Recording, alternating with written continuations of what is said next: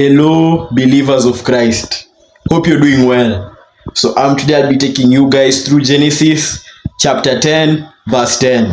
And it says, the first centers of his kingdom were Babylon, Uruk, Accad, and Calneh in Shinar.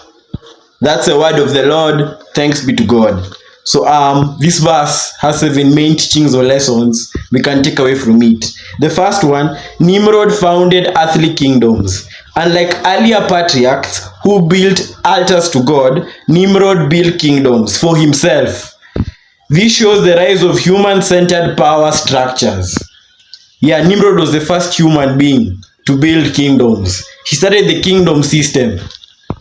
The second teaching, Babel's beginning is significant. Babel would later become the site of the Tower of Babel, as we're going to see in Genesis chapter 11. That's a spoiler, we'll get there. I can't wait. This shows how selfish ambition leads to rebellion against God. The third teaching, the spirit of pride. Nimrod's kingdom reflects man's attempt to create glory apart from God. The fourth teaching, worldly kingdoms versus God's kingdom. Nimrod's empire was about control and dominance, but God's kingdom is about righteousness and service. The fifth teaching, early roots of idolatry and rebellion. The land of Shinar became associated with paganism and opposition to God. Nimrod also founded idolatry, the worship of self instead of God, and paganism and rebellion against God. The sixth teaching, earthly power doesn't last. Nimrod's cities rose, but later Babylon, aka Babel, became a symbol of judgment and destruction.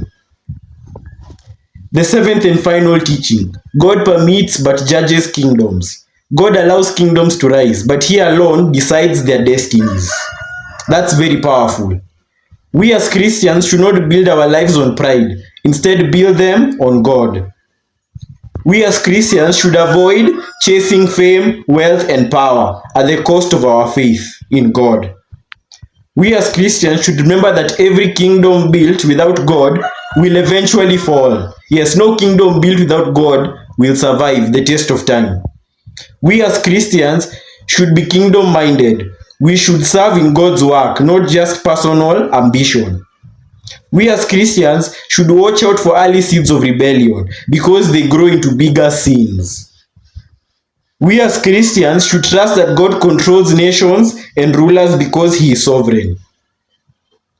We as Christians should choose to build our altars before building our empires. Nimrod's kingdom represents the world's ways of seeking greatness without God. In contrast, we as Christians and believers of Christ are called to seek first the kingdom of God, as foreshadowed in Matthew chapter 6 verse 33. That's a spoiler, we'll get there.